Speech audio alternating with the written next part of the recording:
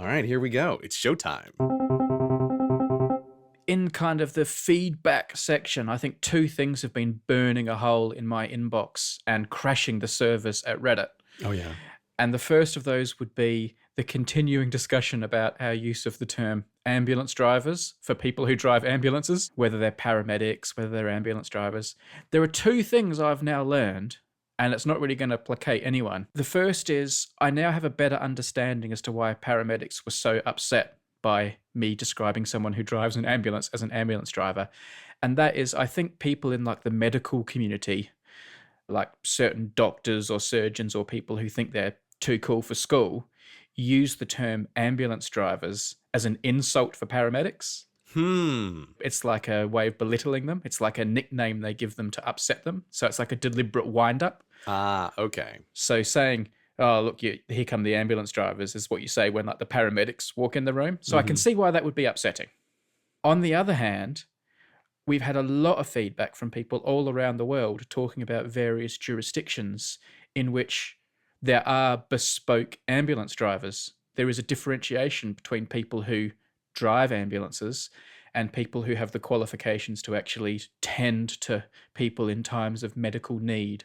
So there are actually legitimate ambulance drivers who are not paramedics. So that is a thing that exists, because we were speculating about that last time. Like, is that a thing? Very much so. In certain countries and in certain places, and in other places it's not so much, but that definitely is a thing. That is interesting. That is very interesting. I didn't come across that because I felt like, at least from the feedback that I saw on the Reddit, my takeaway from reading a bunch of that stuff was, wow, there's a lot of different degrees of what this means. People were describing in wherever they worked how, in terms of paramedics, it's like there's 5 different levels of what the person is and what they're qualified for. And so once again, like with everything in the world, I felt like our discussion on ambulance drivers stroke paramedics opens up a door to another infinite world of complexity and differentiation that people are involved in. So I felt frankly overwhelmed with all of the detail and differentiation of what is a paramedic, where in the world, what exactly does their job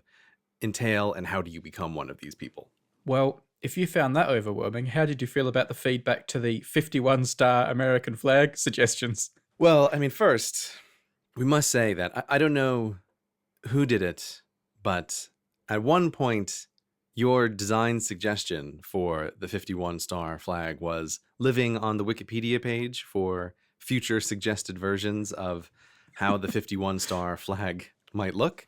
And I feel like that was barely Wikipedia vandalization at all. I feel like that's a legitimate proposal for what could be a future 51-star flag design. So I was very happy to see that make its way into the Wikipedia article. Yeah. I mean, that list was all about suggestions, like from various people who'd suggested them. My favorite thing, though, was the little caption that sort of described how design proposed by Brady Harron and executed by CGP Grey. Like, that sort of played to that whole image that I'd tried to create of me as like, you know, the grand visionary at the top, and you as like the drone that just like makes the stuff. I was basically the seamstress in this situation, right? That's what was occurring there. Yep.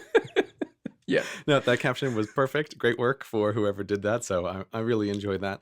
But of course, as soon as you start showing something like that to the internet, everybody wanted to jump in with their own version of the 51-star flag. So we got a whole bunch of interesting ones that were sent along. I tried to create a Reddit thread to capture them all together because I always just love seeing what people make with this kind of stuff. So I'll put it in the show notes. There's a link to a Reddit discussion which has just a ton of the designs all together in one place. Let me send a few of them along to you right now, Brady, and see what you think. Are these ones that have your endorsement or your condemnation? I'm just passing along a few that caught my eye. No comment of endorsement or anything there. So the first one Gray has sent to me in the star section has the 51 stars arranged into the shape of a star. So it's like a star of stars.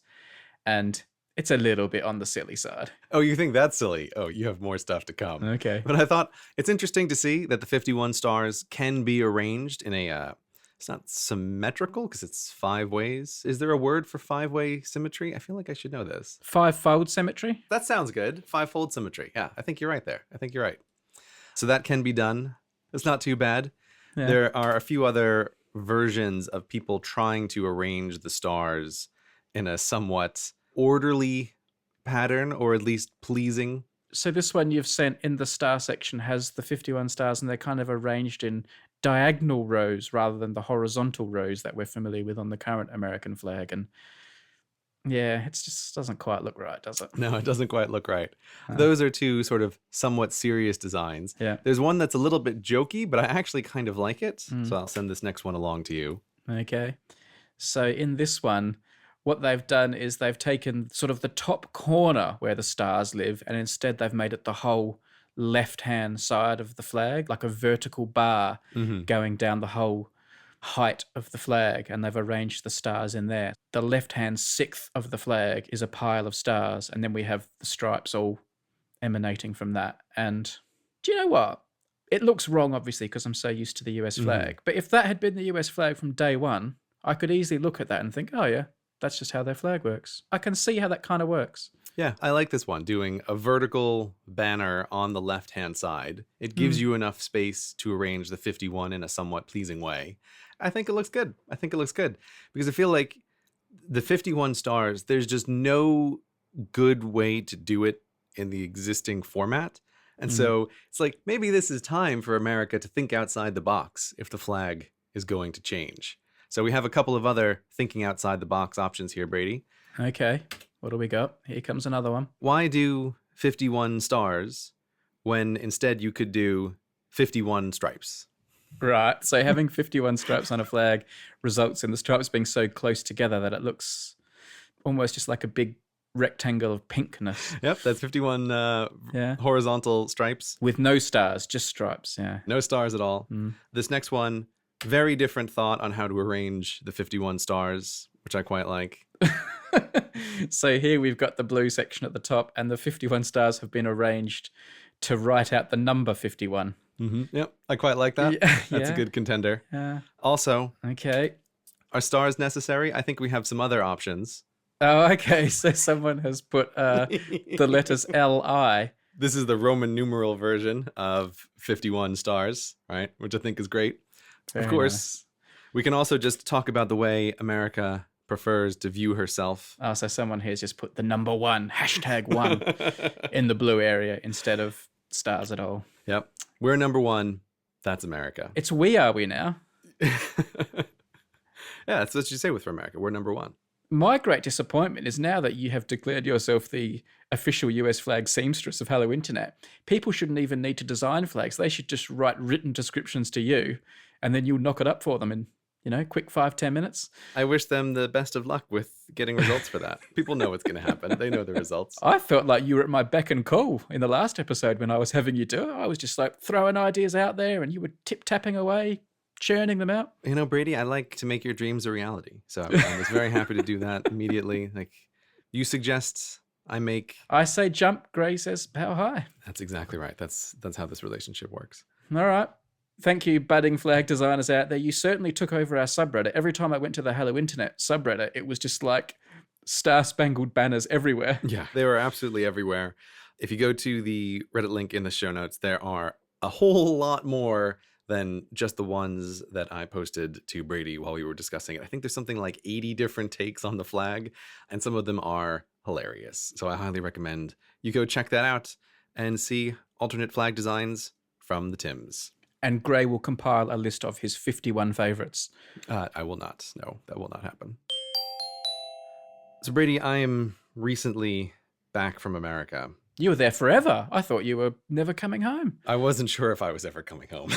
It wasn't intended to be that long. I wonder if your accent's like Americaned up a bit more. Whenever I go to Australia, people say I sound more Australian when I come home for the first few weeks. Do people say you sound more American when you come back? You couldn't sound more American, actually, now I think about it. Do you think I sound super American? It is not possible for me to sound more American? Well, I don't think you sound like tinged by Britishness. You do sound a bit tinged by Britishness, though, Brady. Yeah, but when I go to Australia, I recharge my Aussiness for a week or two.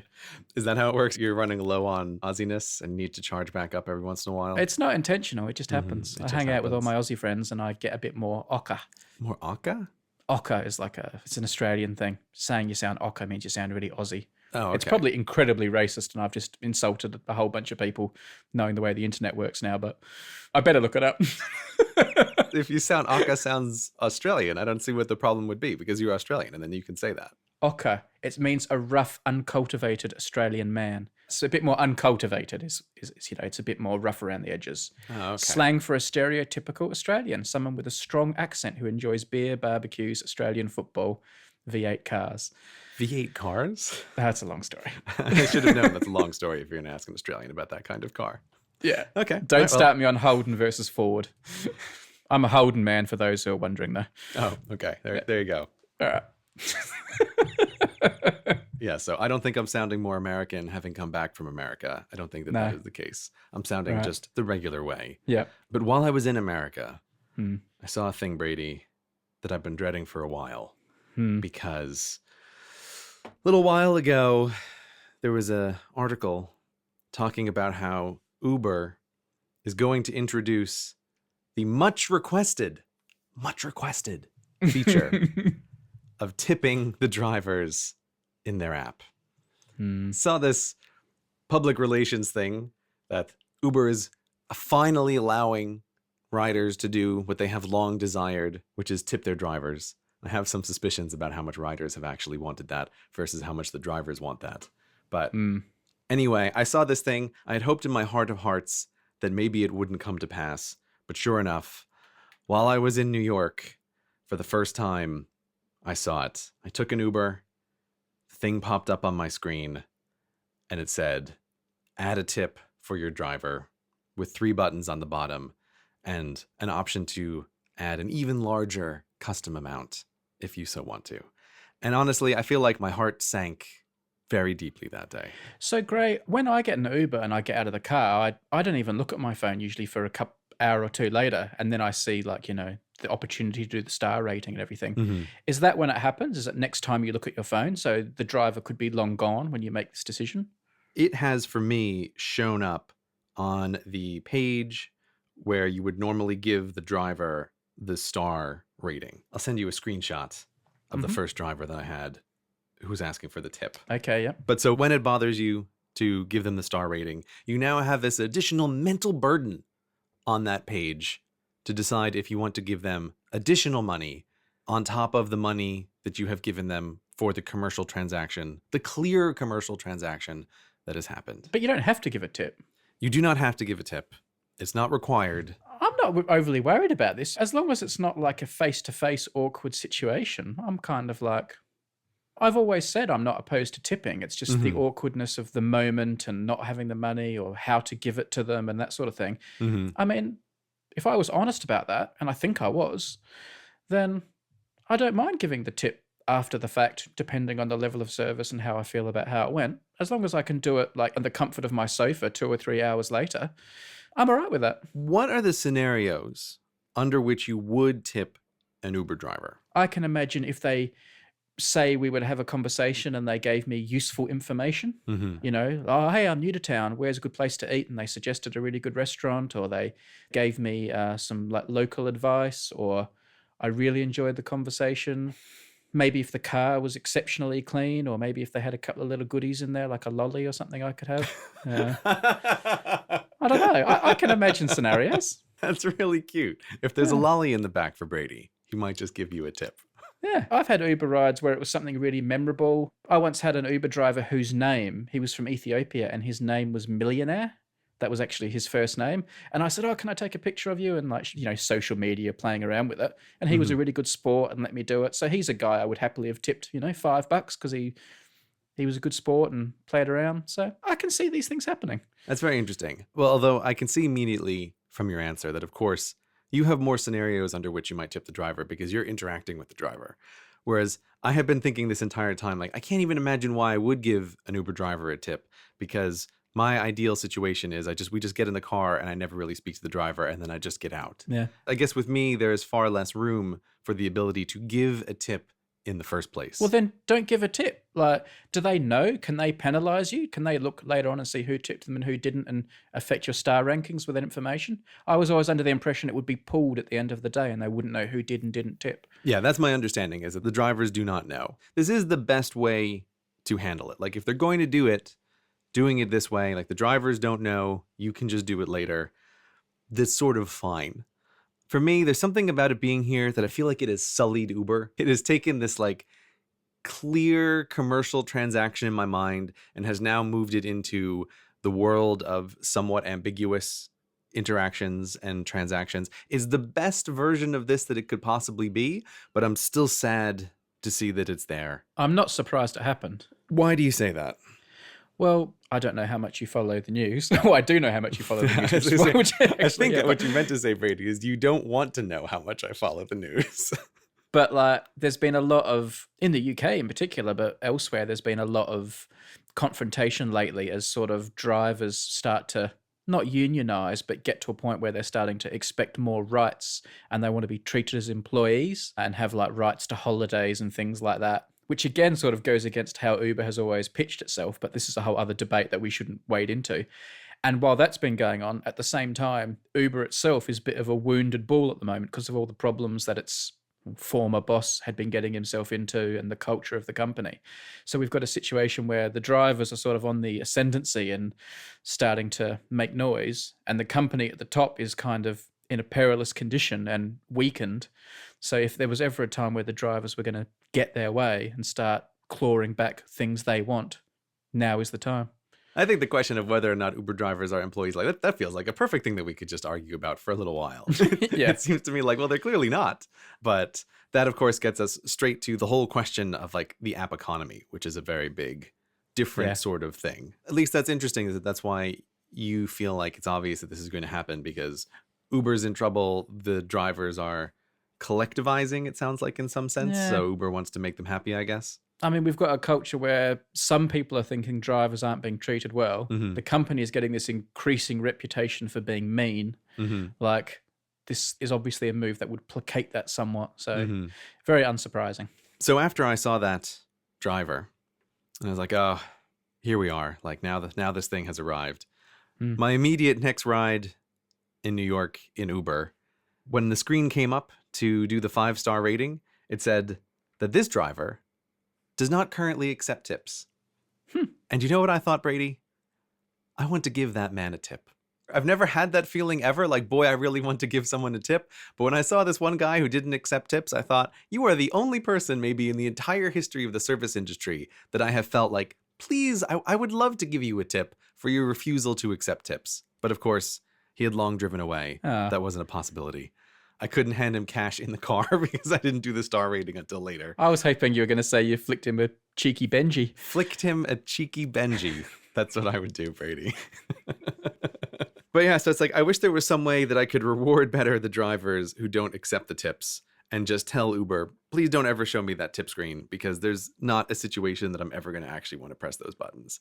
It just makes me feel a little guilty now every time that the star rating comes up and I don't actually press the tip button. Fair enough. That's what tips are. Social guilt. We'll chalk that up as a loss to Grey in his ongoing battle to have everything in the world shaped to his liking. It totally is, Brady. Like, that's, you're saying that as like a joke, but I do feel like this is a battle that I live every day in many, many different ways. I'm not even mildly joking. This episode of Hello Internet is brought to you in part by Audible. With an unmatched selection of audiobooks, original audio shows, news, comedy, and more, you're going to love Audible. You can get a free audiobook with a 30-day trial at audible.com/hellointernet. That's audible.com/hellointernet.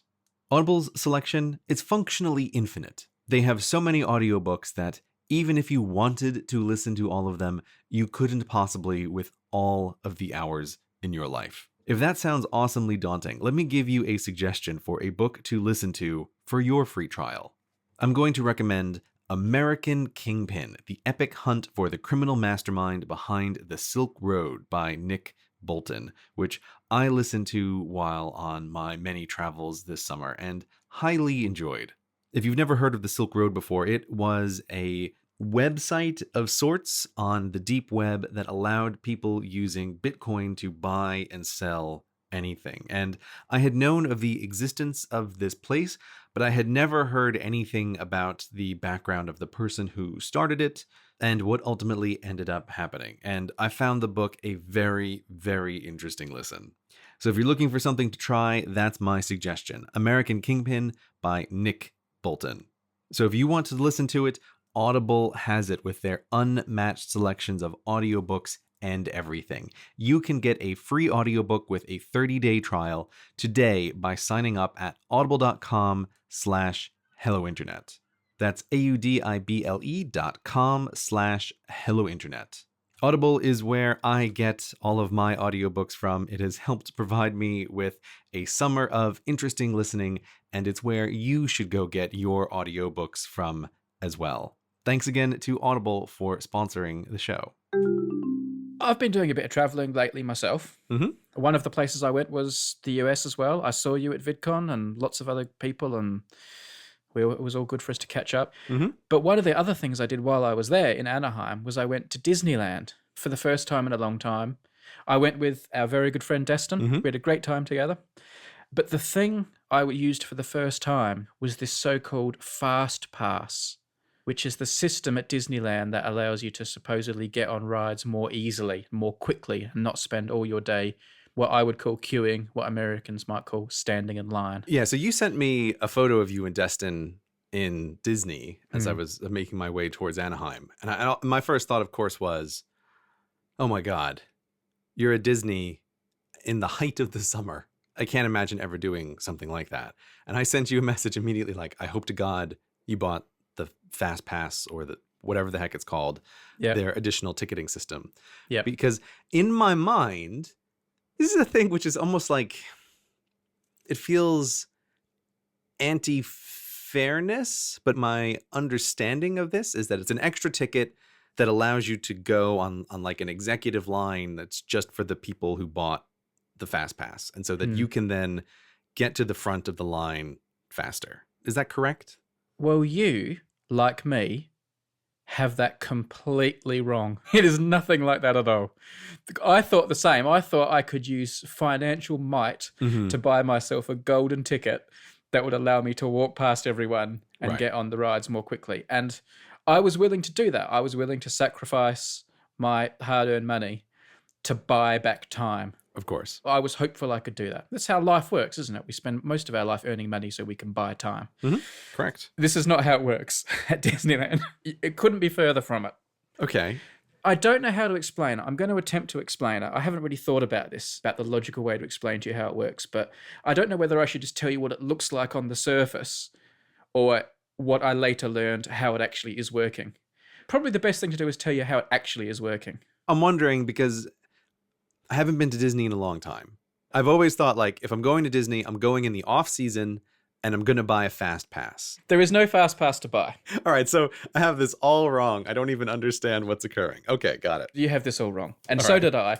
And like Des and I, when we were buying our tickets, we were like, how do we buy a fast pass? We must have sounded like idiots. Like, I now realize we did sound like idiots. And like the people were saying, wait till you get inside. And this is what happens. That's like, oh, yeah, like you already know there's something ominously wrong. Like, just wait till you get inside, sir. Wait till you get inside, you idiots. So what happens is, you get a ticket to go into Disneyland. It is important you keep that ticket because that ticket becomes very important. And what happens is, at any given ride, there are two queues. There are two lines. There is what I will call the slow line, which is for people without a fast pass. Okay. And there's the fast pass line, right? Now, let's pretend it's the middle of the day now and there are lots of people in the park and there are lots of lines everywhere. What you can do is you can join the slow line and you will have a long wait. Let's say an hour and a half to get on the ride.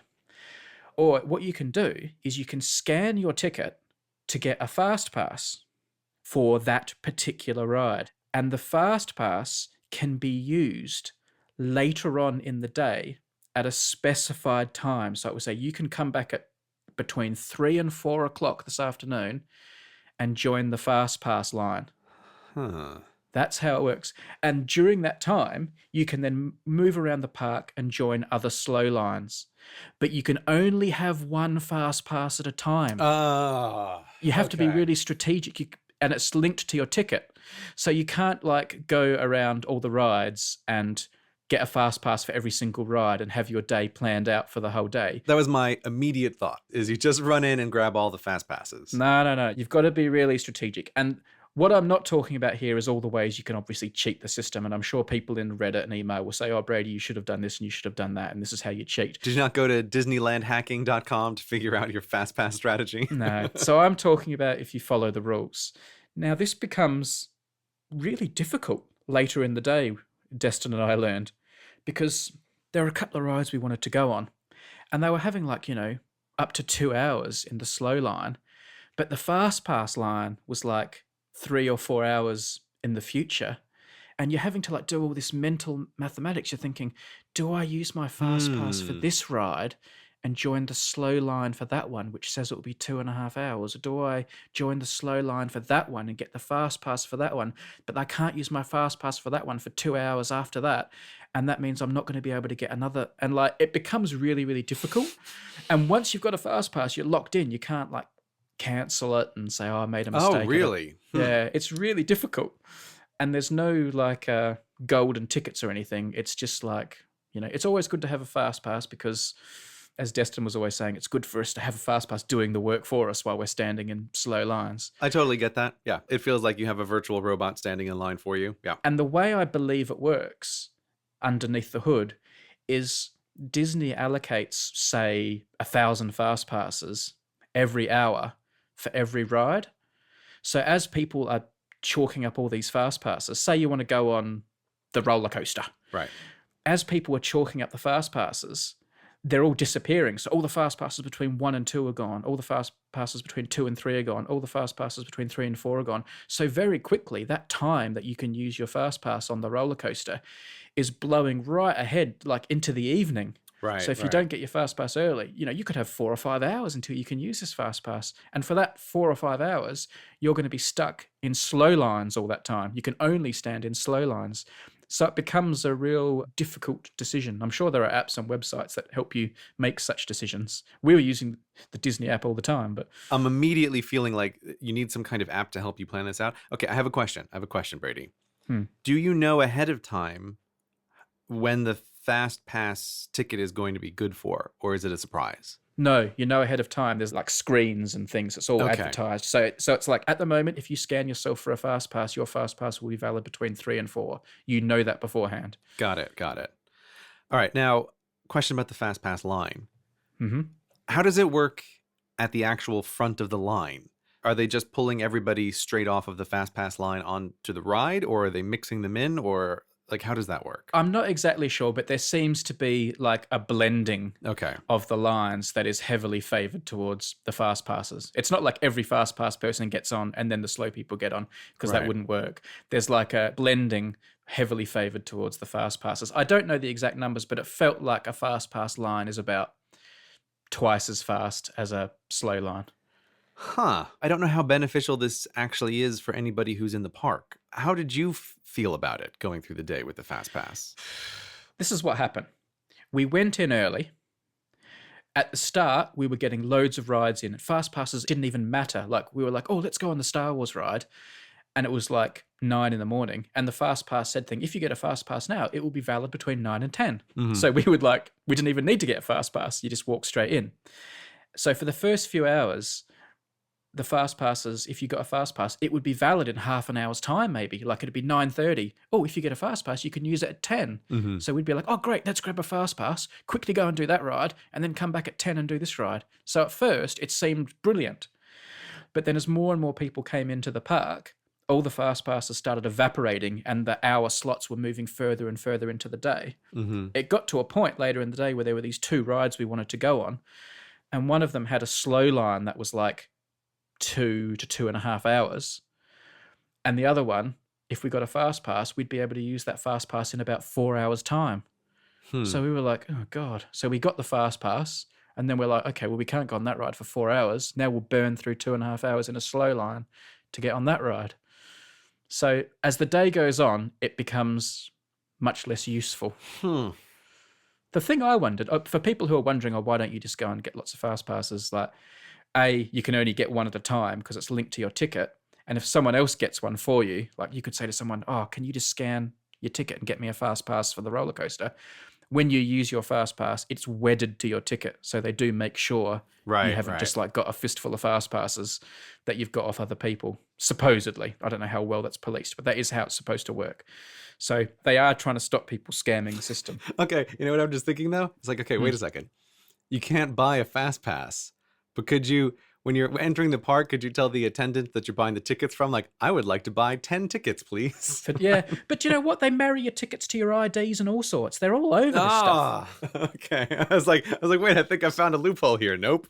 The thing I wondered was if someone is like a guest of Disneyland and Disneyland want them to, have the corporate VIP experience, what do those people get? There must be some golden ticket. And all I could figure out, unless there are secret entrances I was unaware of, I think the golden ticket is some kind of pass that just gets you into any fast pass line at any time. Yeah, I'm going to bet that that's the case. So you're still going to be waiting half an hour to an hour, but that must be the golden ticket. I know for a fact that Disney has a VIP system that people can try to approach their way through, and that they have some special thing.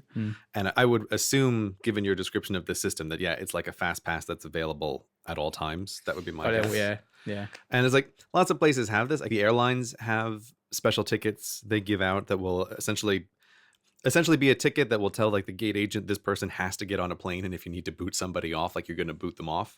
That's given out to super VIPs. So I don't know, like I can't articulate this, but something about this FastPass system feels like a weird way in which people feel like they're winning something, but I'm not actually sure they are. No, I agree with you. Like I said, I think it's purely herd management. It's just moving the cows around in a way that's not going to cause problems for Disneyland. Yeah, that's what's happening. Or maybe if I'm slightly more cynical about it, it's constantly trying to give the guests more reasons to be hanging out at like the restaurants or places that you could pay in Disney, like to make that an easier thing for people to do so that they can feel like they're not wasting their time as much, like they have the virtual robot waiting online for them. It's funny because it's like this conversation started out with my thought that there was something called a fast pass that you could buy, and gee, I don't know how I feel about that, but I feel like this system is somehow almost worse than just buying a VIP ticket. I don't know. There's something about it that just feels like I don't quite like either, because there's something democratic about, oh, we're all in an amusement park together and people just wait on lines and it's like an artificial environment. So I don't know. It feels really weird. And there's something about it that, I don't know, almost adds like a layer of mental work on top of what you're doing. Like you have a thing to manage now while you're in the park, as opposed to a more simpler task of you're just waiting online or you're making a decision about how you want to spend your time versus your money. I have to know though, Brady, these numbers that you're throwing out about being online for an hour and a half or 2 hours, are those real numbers or are those exaggerated numbers? Please tell me. There was one line for the Cars ride that it felt like we were in that line for 2 or 3 hours. I tell you what, it would have driven me crazy, except I hadn't seen Destin in person for about a year and we were just like catching up. So I enjoyed spending time with him.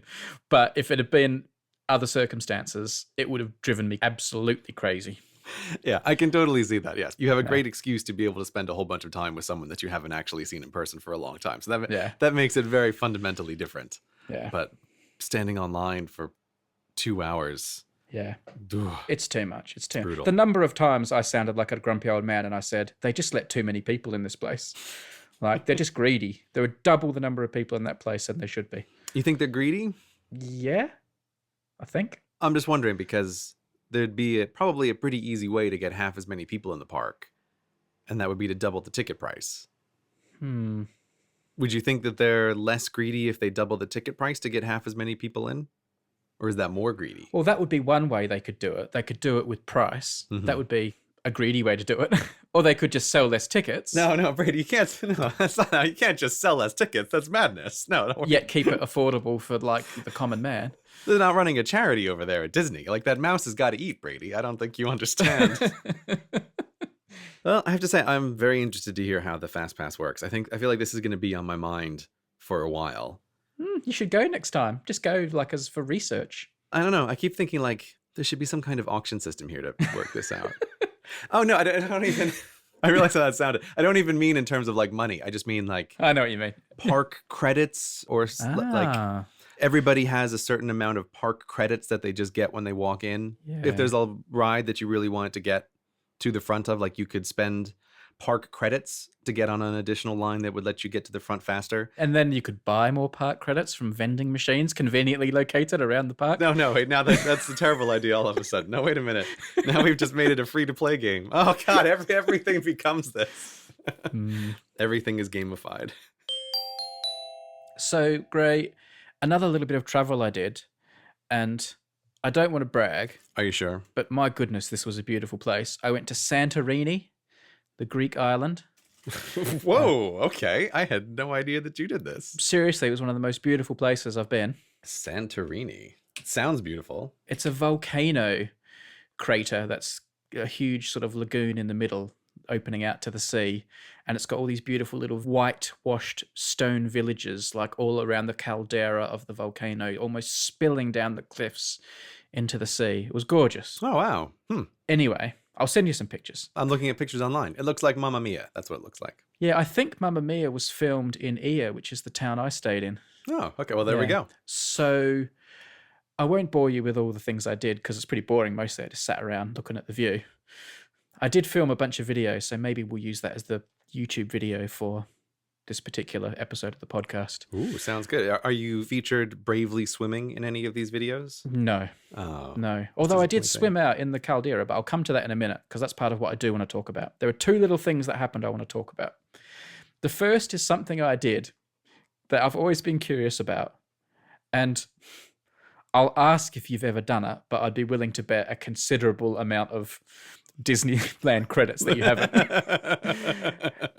And that is, I did that thing where you put your feet in like a tank of fish and they nibble your feet. Mm-hmm.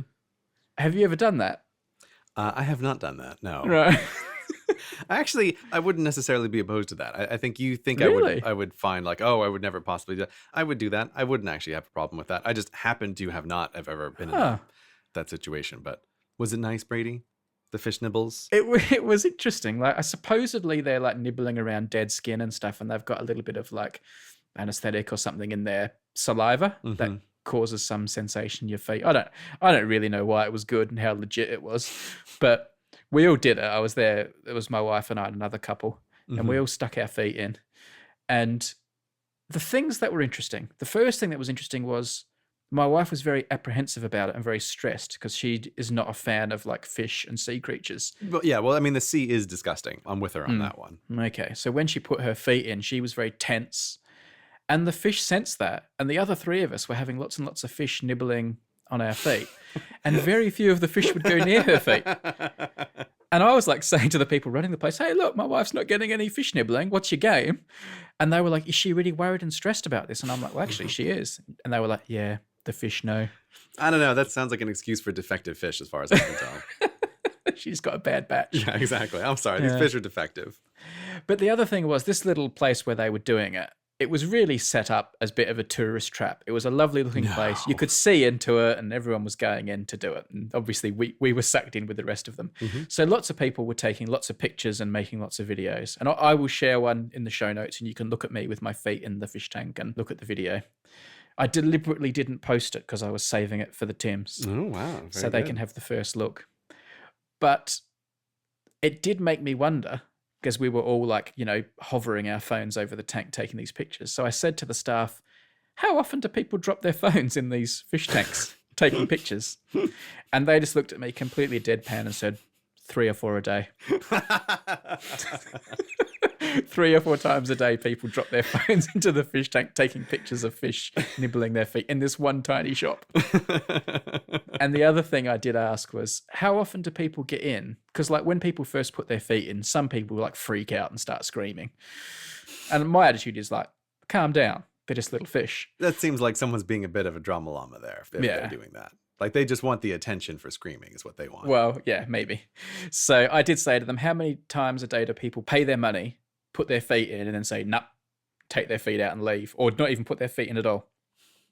10 times a day, at least. People hand over their money and then won't put their feet in or take their feet straight out because they're scared of the fish. But kind of related to phone dropping, there was one other thing that happened, and you might think this is like a boring Brady story, No, Brady. because essentially it is a boring Brady story. I don't think any of your stories are boring, Brady. One other thing happened that really affected me. Oh, yeah? On one of the days, we decided we would get out, and we went on this boat trip, and we hired this like posh catamaran that takes you out into the center of Santorini. You watch the sunset, and they take you out to the middle where the center of the volcano is, and the water is volcanic there. Like, it's like as you swim in it, like there are like hot patches because of all the springs and hotness underneath. Mm-hmm. So I was like, oh, I want to swim in that. So they're like, okay, like not everyone wants to swim in it, but I was, hard as nails. I wanted to jump in the volcano water. Of course. So they were like, well, your bathers might get stained by the unusual water because it's very smelly and full of sulfur. And I'm like, oh, I didn't care. And they said, and also you have to take off like any jewelry because that stuff might get affected. And I'm like, okay, whatever. So I took my ring off and took my watch off and everything. And then like put them in my cap and stuff and my sunnies and stuff, and then jumped in the water, had a swim. Very good fun. Mm-hmm. And then when I got out, I was like, oh, I want to do like a Snapchat or like take a picture. Now, I feel invincible when it comes to phone dropping. I don't worry about having my phone at the edge of things too much because like I'm invincible. So I went and grabbed my cap, which had my phone in it, and went to the very back of the boat where it like slopes down into the water. Took my phone out of my cap and started doing a snap. And suddenly I heard this ding, ding, ding. And like I thought like the people running the boat had dropped like a tool, like a screwdriver or it sounded like an Allen key being dropped. And I'm like, oh, I wonder what that noise was, but I ignored it. And then my wife says, Brady, that was your wedding ring, which I'd also put in my cap. I'm like, oh my goodness. And like the back of the boat here was like, sloped down deliberately so water can run off into the sea and stuff, And I'm like, oh. And I tell you what, I've never like, my heart just sank. And I looked down and perched at the very, very edge of the boat, half hanging into the sea, half hanging over was my ring. It had rolled to the edge of the boat and just stopped, and it was just hanging over the edge. And like, I just saw it. And then in the corner of my eye, like the guy who was like running the boat, one of the boat helpers had seen it too, and he started leaning towards it to pick it up. And I just screamed, stop, don't touch it. Look, I didn't want anyone stuffing up and knocking it in. Yeah, exactly. It's like, if this is going in the water, it's got to be my fault. And then I just tiptoed up to it because just touching it could have knocked it over the edge, sinking into the water forever. Oh God. And I just gently reached and just got my finger in it and just dragged it along the thing off the edge until it was safe, and then picked it up and put it on my finger. And like, I was like, I just sat down and I said, oh my God, I can't believe that just happened. I was like, what would I have done? Like, I can't believe it. And my wife was there. We just bought another one. I'm like, oh, you don't understand. Oh, I was like, for like 10, 15 minutes, I just had to have a little sit down. She's a very practical woman, though. Yeah. But it was very sobering. It was very scary. Oh man, you have my sympathies with that one. It's funny because when my wife and I got married, we intentionally took a moment to say to each other, if you ever lose the wedding ring, we're both agreeing now, like, it's not any kind of big deal. Exactly like your wife. Well, like, what you mean, like an omen or something? Yeah, it's like, yeah, you just lose a wedding ring, you just lose it, right? Like, it's an object, you can just lose it. We'll just get another one. It's totally fine. And actually, I'm on my second wedding ring in the exact same style. My wife just surprised me as a gift and got a second wedding ring because after the Fitotron stuff from last year, my regular wedding ring was actually a little too big on my hand and it was bothering me. So she got me one slightly a size smaller. So I don't have this feeling of like you need to hold on to the original item. But even I, in that moment, like, I think I would react the exact same way that you do. I think there's like an impossibility to not have a kind of gut reaction about like, this thing is incredibly valuable and irreplaceable and it's like perched on the edge. Even if in my head I know like, oh, my wife and I, we agreed, like, we'll just get another one. And at this point, if I were to lose it, it wouldn't even be my original wedding ring. It's just like a little gut reaction that I think I would find impossible not to do. Even with intentionally, I don't know how to put it, like not trying to like desacreditize the object so that you're avoiding a future disaster.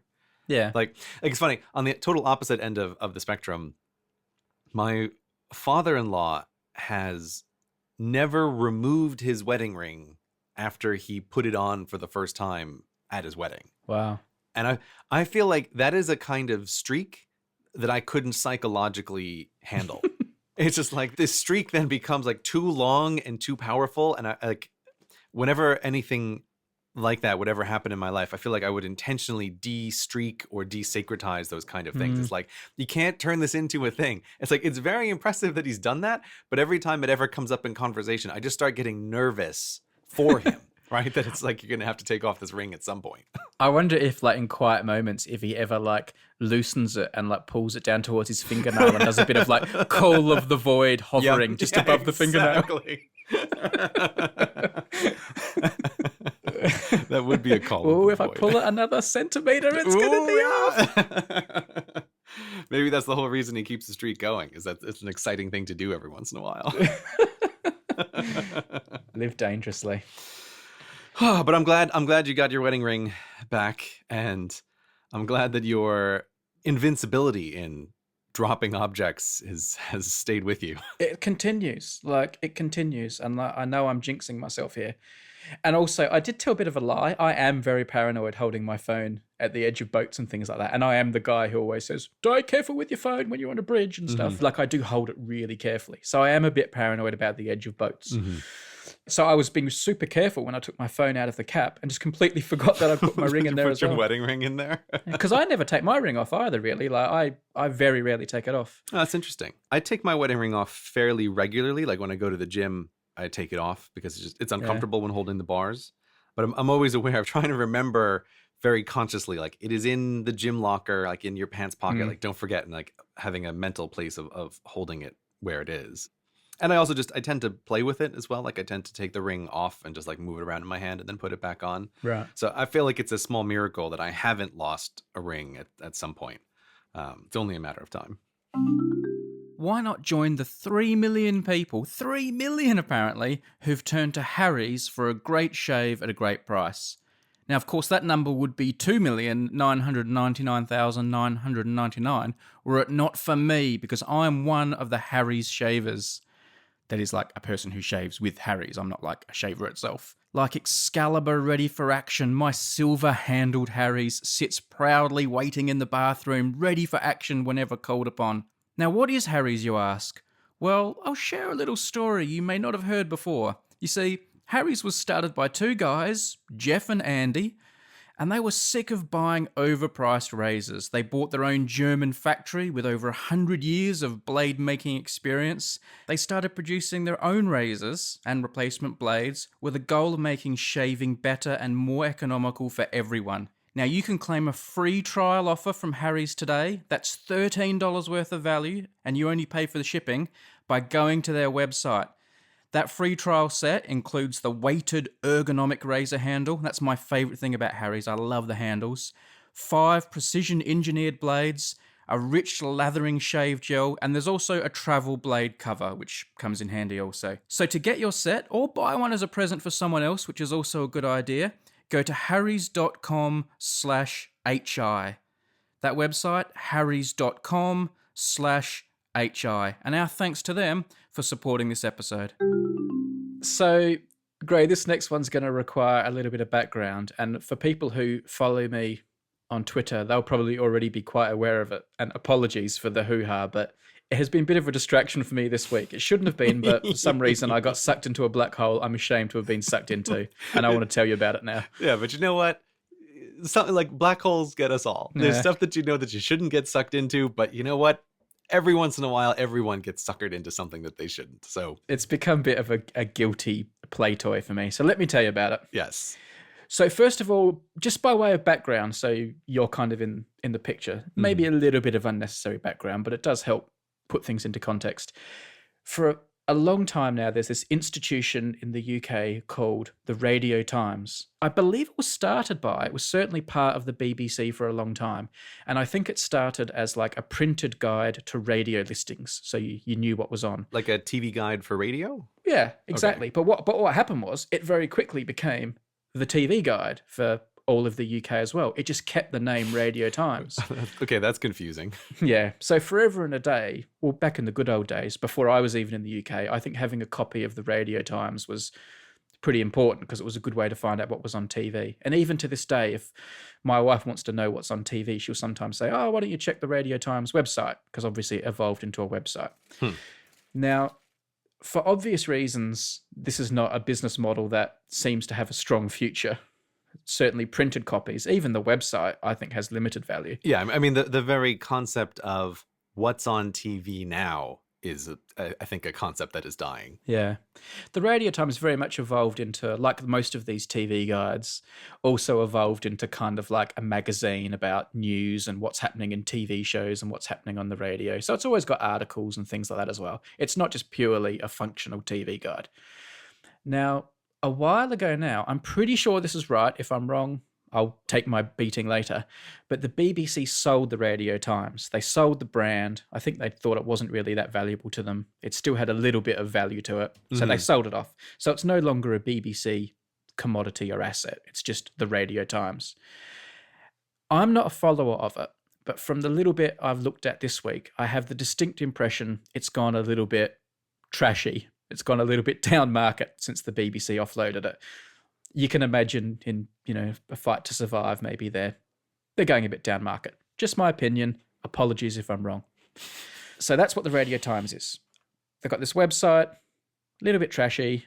Populist might be a nicer way to put it. Yeah, it looks like they just have a bunch of news about celebrities. Like I'm just clicking around and it's like celebrity TV news stuff. Yeah. So again, a lot of this I found out in retrospect. But last year they had, on their website, they did some kind of popularity contest with different categories, like who's your favorite actor, who's your favorite TV star, who's your favorite radio presenter. And they did all this public online voting. And I don't think you win anything in particular. You're just like, I think they call it like their champion, their Radio Times champion or whatever. And apparently it was quite popular last year. So they've done it again this year. And early in this year's contest, it was brought to my attention. And this is where the story starts for me. And unbeknownst to you, also starts for you. Because one of the categories they created this year, instead of just having radio stars, they seem to have radio and podcast. They created some audio section. It's not entirely clear what you're voting on or how one becomes the champion, whether you are like, I don't know if you're good at your job or just popular or have a nice voice or whatever it is. That doesn't seem to be specified. It's just like a trashy contest online to drive lots of people to their website with pages with ads on it and get lots of clicks. It's like clickbait, isn't it? And they're taking advantage of people's popularity. These things happen. Now, for reasons, again, unbeknownst to me how this happened, you and I were lumped into this contest. Now, it's not exactly clear to me how one becomes the champion.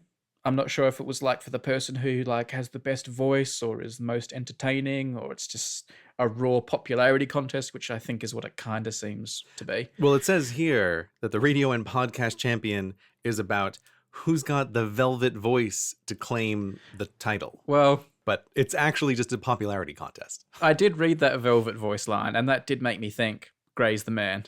But anyway, let's talk about what happened. Obviously, this is just like a clickbait, click farm that we're all getting suckered into. This is a machine to generate page views, is what this is. Yes. So all of this has happened unbeknownst to me. It was drawn to my attention by a benign tweet where someone pointed it out that I clicked on, and I landed on the page near the start of this competition. Now, the way the competition is structured is the same in all the different categories, but I'll just talk about the radio podcast category. And what they seem to have done is created this huge list of audio personalities, for lack of a better term, because it's radio and podcast people all lumped together. And I'm assuming it's very UK skewed because there's lots of British radio presenters in there, lots of famous names from over the years and things like that. And you and I obviously was in this list. I don't know how on earth this happened, but it happened. Well, I mean, I guess we're a UK podcast. Yeah, but I don't know how the people at Radio Times knew about us and stuff. Like, I would have thought we were a little bit obscure for them. But anyway, We're there. I do not think we would be a little bit obscure for them, but continue on. All right. So what happens is all of these people, this massive list, was broken into 4 groups. Group A, Group B, C, and D, like a World Cup or a sporting competition. And apparently this division was done randomly. You and I ended up in the same group. We were in Group D. When it was drawn to my attention, myself and this other chap called Greg James, who I've learned is like a very famous Radio 1 presenter in the UK, BBC Radio 1, very popular with the young people. He's a big deal. Mm-hmm. So him and I were like near the top, and you were like 3rd or 4th or something. But obviously there had not been many votes at this point, because 1 or 2 votes here and there were dramatically changing the percentages of who got what. Right. And when I drew people's attention to this, things changed rapidly. And you absolutely skyrocketed to the top of the Group D. At one point, you were like garnering 70% of the vote. And myself and this chap called Greg James were sort of slugging it out for 2nd place. We were quite close. I was encouraging people to actually vote for you, because this is obviously a nonsense thing. Yeah. And sort of the public recognition and like you winning a public vote like this would be so awkward that it would tickle me no end and be quite funny. So I was quite happy to see you streaking away with this vote. No, I know exactly what you're up to here, right? Like, you're trying to put me in a difficult position if I were to win this thing. I know what you're doing. You're not doing me any favors. Yeah. So anyway, I thought this was very funny, and you were running away and winning Group D. And it got to the point where so many Tims were involved and there was all this Reddit coordination going that I was even trying to manipulate the percentages. And I was sort of saying, let's try and get Grey onto exactly, 2/3 of the vote and things like that. And for a while it was working, but then you sort of came back a little bit. But you ended up with over 50% of the vote in Group D. Mm-hmm. Big winner. And I nudged this Greg James guy for 2nd place, no doubt because all the Tims were playing around.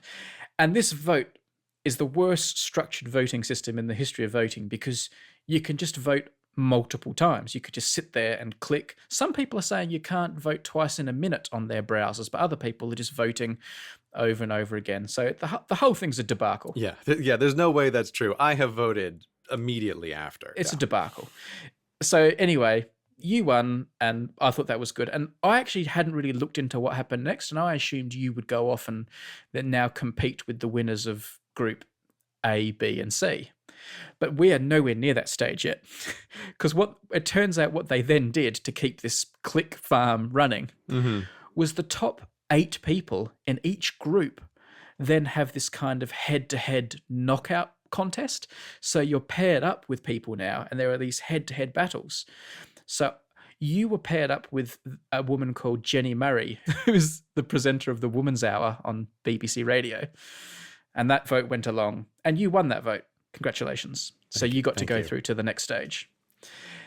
I was paired up with someone very interesting. I was paired up with a radio presenter called Chris Evans. Okay, that's a name I know. I know the name Chris Evans. I don't know why, but I know that name. Our American friends will know him because he presented Top Gear for a year just recently when the big Top Gear upheaval happened. Okay, he was the guy that was brought in to try and save the show. He's very, very famous in the UK. Less famous elsewhere. And funnily enough, on that exact same day that I was paired up with him, the BBC, the big news story of the day in the UK was the BBC had been forced to release the salaries of all of their celebrities that earned over £150,000 a year.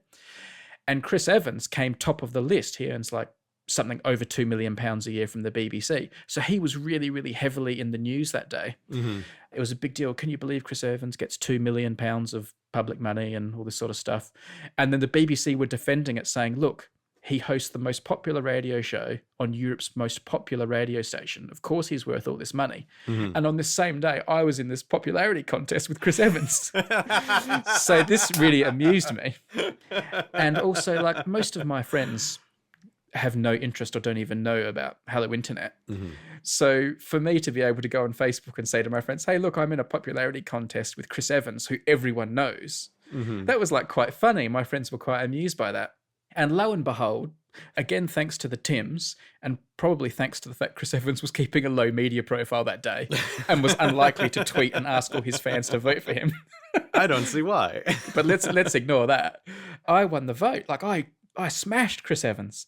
So this was very amusing to me. I think this allows you to officially put on your CV Brady Haran, more popular than Chris Yeah. Evans. Anyway, so this was really funny. And for me, this was like my Wimbledon. Like, to me, I was like the journeyman tennis player in the early rounds of Wimbledon tennis tournament, playing a high seed and winning. And even though I don't win the tournament, I was like a giant killer and I'd had my moment. So anyway, we went through to the next round. I was paired up next time with my nemesis, Greg James again, this Radio 1 presenter who I'd vied for second place with the first time round. And I was like joking around on Twitter, like saying, oh, look, it's my nemesis. But I didn't actually know that much about him, to be honest. Like, I knew he was like very popular and that. So I went to his Wikipedia page just to learn more about him. And the Tims had already beaten me there. And in the part of the Wikipedia page where it was like you write about like personal information, it said his arch nemesis is Brady Haran, the YouTube video creator and podcaster. So he was officially my arch nemesis. Oh, is it still there? No, I'm just like, No. I'm just laughing because it's like there's this virus of like these minor pages of Wikipedia. Yeah. I have seen editors specifically reference like hello internet vandalism reverted, right? It's like they know what people are up to. And again, I would never encourage these hilarious edits on minor pages. Like, it's not something that you should do with the Wikipedia, but it's just like, it just really, I love the idea that this random person is then listed as your arch nemesis. Yeah. Anyway, that was me, and you were put up against this guy called Steve Allen, who I have to admit, again, I wasn't familiar with, but I learned is a very popular London talk show host and has been around for years and years and has won awards and, you know, good on him. Very big name in radio, apparently. Okay, I'll take your word for it. So you were winning against him, and I was holding my own against Greg James, and like the Tims were getting involved, and I saw coordination on Reddit, which led to the coining of two new terms, both of which I quite like. One is Tim work, when Tims work together to make something happen. I like that. That's great. Yeah. And the other one was Tim foolery, when Tims get up to nonsense. Also a good one. Oh, those are great words. That's fantastic. So there was a lot of Tim work and Tim foolery going around, and I believe scripts and algorithms were being written to try and ballot stuff and help us out. I mean, hey, the website says vote early, vote often. Like, what do you want? Yeah. So anyway, I went on to win my vote against my nemesis, Greg James, and that was setting up the much anticipated and talked about final in Group D against you, and everyone was so curious about what would happen when you and I were placed head to head. And I already had all my jokes and gags and things I was going to do ready. It was going to be so much fun. But Steve Allen supporters, they got together on Facebook and elsewhere, and they put in a really concerted effort. And obviously, you were oblivious to all this, so you weren't trying to manipulate the process in any way. Well, no, and I knew this thing was happening because I'd seen it the day before it get started, but it was one of these things I quickly realized the last thing in the world that I want is to win this poll, right? So that's why I was like, I'm going to shut the hell up on Twitter, right? Like, that is my strategy. Like, I decided to close my mouth about this. Yeah. Well, there were rumors abounding that you so didn't want to win that you were actually writing scripts and you were manipulating the vote in favor of Steve Allen. I cannot comment on that. Well, whatever the reason was, Steve Allen came back and he won. So that was the end of you, I'm afraid. Yes. You were knocked out. Yes, thank you, Steve Allen. So to win Group D, and this is going on at the moment, I should point out for people listening, so you're not going to get resolution in this podcast. This is occurring live. We're live podcasting about this. So to win Group D, it was me versus Steve Allen. And like, I have to say, I didn't care about winning. I didn't want to win. I wanted you to win. I wasn't competitive about it. I wasn't too bothered. I'd had my fun. I had my moment with Chris Evans, who was the only person in the list who was really, really famous to me. Yeah. And I'd beaten him. So I felt like I'd had my fun and I'd had my moment, and whatever happens, happens. Yeah. And I was keeping an eye on it from time to time because people were tweeting me. And early on, I was like ahead. And then Steve Allen was pegging me back, and it was pretty much 50-50. And he seems to have these surges later. That's what happened against you. He had this late surge. So I thought, oh, okay, well, he's going to win. He's obviously a big, famous, award-winning radio presenter, and good luck to him. But then someone pointed out to me a tweet that he had written, and it kind of riled me up a little bit. Yeah, so I came across this as well, and I understand what you're sort of hesitating to say here, because in this story, I am totally with you. It's like, oh, this has been like a funny thing. But then Steve Allen tweets, I'm through to the quarterfinals. So we need to vote again on the Radio Times website. It's another person I've never heard of. Please vote. Another person I've never heard of. Yeah. So this is referring to the both of us Yeah. as like, it's somebody I've never heard of. Vote for me against this nobody. That's what it sounds like. It kind of feels a bit that way, doesn't it? We're a couple of nobodies and go and vote for me and let's sort this out. It totally does. Like, always with tweets, it's like you can't, people are terrible at reading the thing the way someone means for it to be read. Yeah. But when I came across this, because now I'm in the position of I have nothing to worry about, and it's you versus Steve Allen. Now in my mind, this thing has totally switched because I feel like Steve Allen, well, guess what, Steve Allen? I don't know who the hell you are, right? But you are not treating Brady with the respect he deserves. Indeed. And I want to see you crushed. Like, I don't want to see Brady just win. Like, I want to see you ground into the goddamn dust by a podcast with many, many hundreds of thousands of followers, right? It's like somebody you've never heard of. And what, like you can't bother to type it into Google for 2 seconds to look up who Dr. Brady Haran is? Like you can't figure this out? You can't even look at this guy on Twitter who has way more Twitter followers than you? Like there's something about it which, whether he intended or not, like just comes off as incredibly dismissive.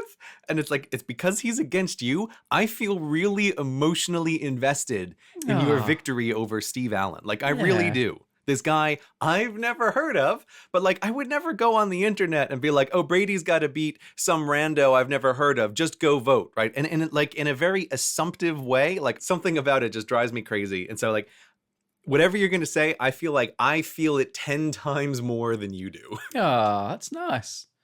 I tell you what, Gray, he's heard of us now. Yeah, I hope so.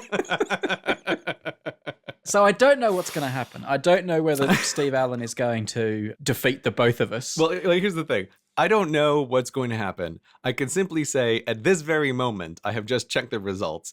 And so far, we have managed to push you into an 81% victory over 19% for Steve Allen. So far, we're doing pretty well. I don't know when this round finishes, but he's got quite a lead to overcome at this point. And I'm still going to be promoting this on Twitter. Like, I want to see that disparity get as high as it can get. I'm kind of hoping he gets a bit sour grapes about it if it happens that way, but I don't know what's going to happen. But I don't know when it ends. Oh, yeah, it ends in a couple of days, actually. So it's going to be a long battle, this one. Well, you know what? Couple of days gives us plenty of time to push that up even higher. Yeah. All Just right. like keep going and keep going. But like, okay, so I feel like I sort of jumped in over you here because of the intensity of my emotion over this pointless and poorly rigged popularity contest that is a farce. Dreadful.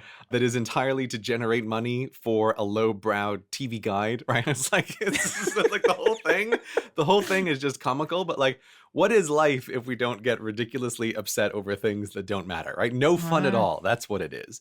But so I feel like I jumped in on this. How do you feel, Brady? How does that tweet make you feel? Do you know what?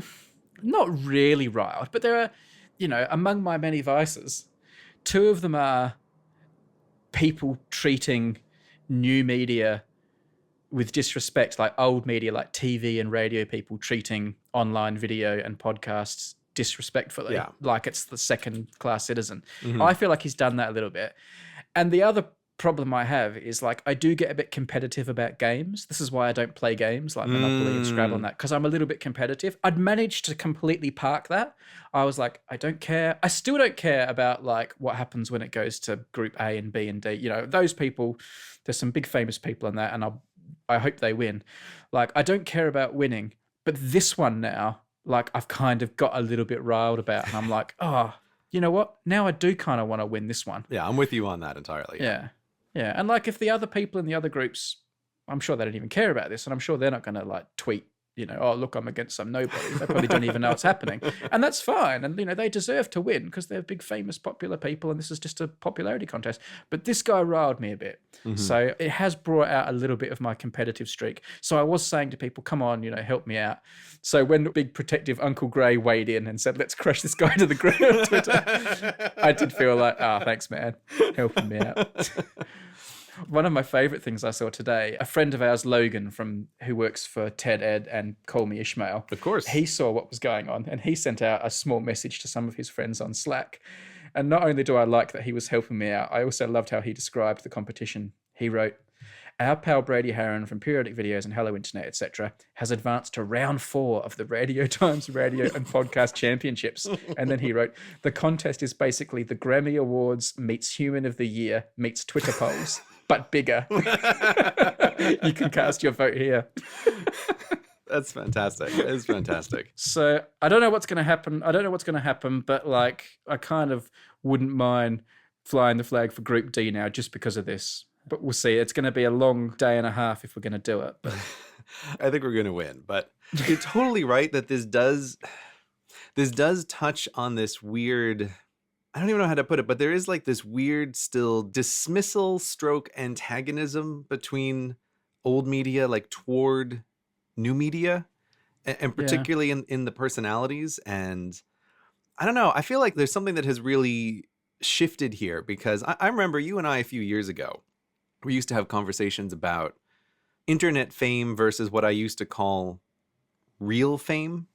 I was like, there's real famous people and there's internet famous people. Yeah. And while I do think that there are still important differences between those two levels in terms of things like pure name recognition, for example. Yeah. I feel like with the changes that have happened over the past few years, I feel like something has switched, and now internet fame feels more like the real fame, and old media or movie or TV people, they're famous in a way that is more widely recognizable, but just somehow feels less real to me than internet fame. I simply mean this in the way, when I think of the creators that I follow, people who are famous to me because I follow the work that they do. Yeah. When I say it's more real, I have this feeling like I have some better sense of who those people are. And there's something that just feels very produced and artificial about old media creations. And of course, sometimes that's what you want. You want a movie to be an artificially created thing.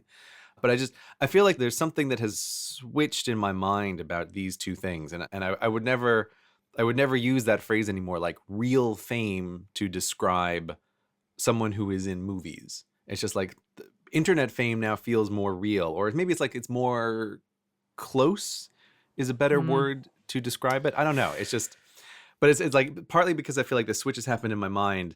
I feel more riled when I see old media people be casually dismissive of a thing, and especially given the incredibly broad audience of YouTube channels and podcasts. It's on the internet, you don't know who you're necessarily messing with when it's another internet creator, because it's sometimes harder to find out what are viewer or listenership numbers. So yeah, it just bothered me. It really did bother me, that tweet. It riled me up. Well, I've appreciated your support, because I have no delusion that Big Papa weighing into the Twitter debate has certainly upped the ante somewhat. I have to say, though, I don't entirely agree with what you said about the internet fame, and I don't think I'm completely on board with you. Tell me what you mean.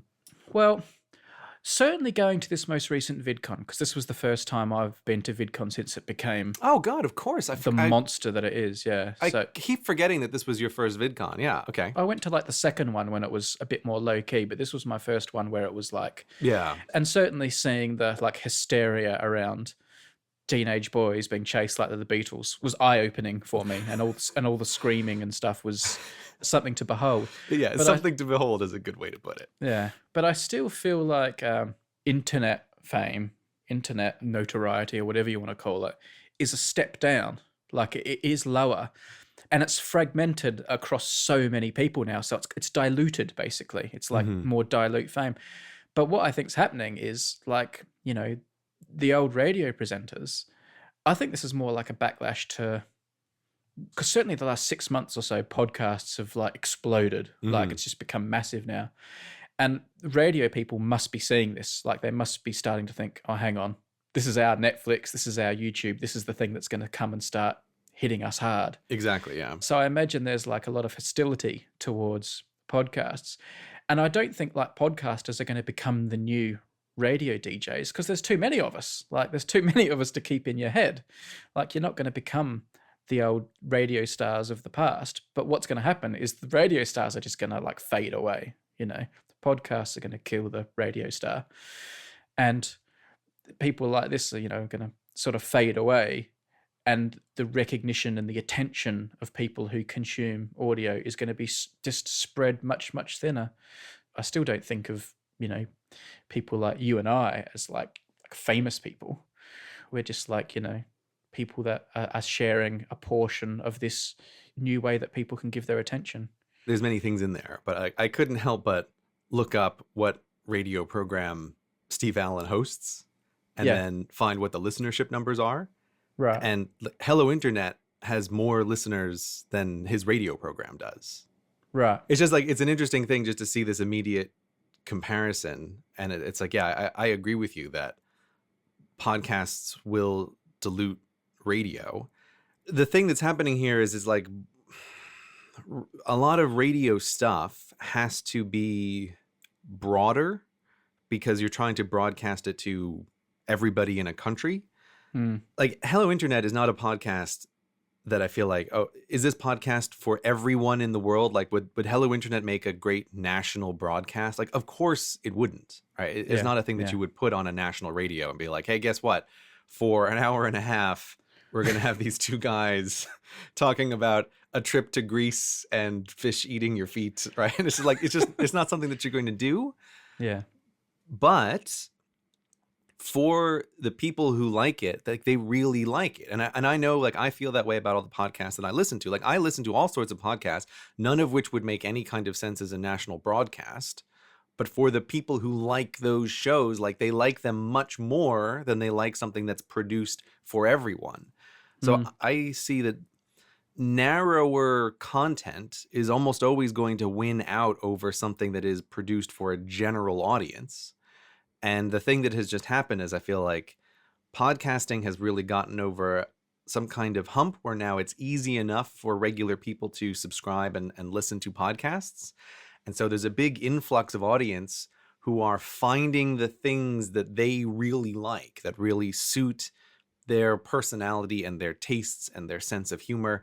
And it's like, yeah, if I was working in radio, of course I'd be worried because the listenership numbers that you have from something like radio, it's just like traditional broadcast TV used to be. That, of course, everybody used to watch a few shows because there was no choice whatsoever.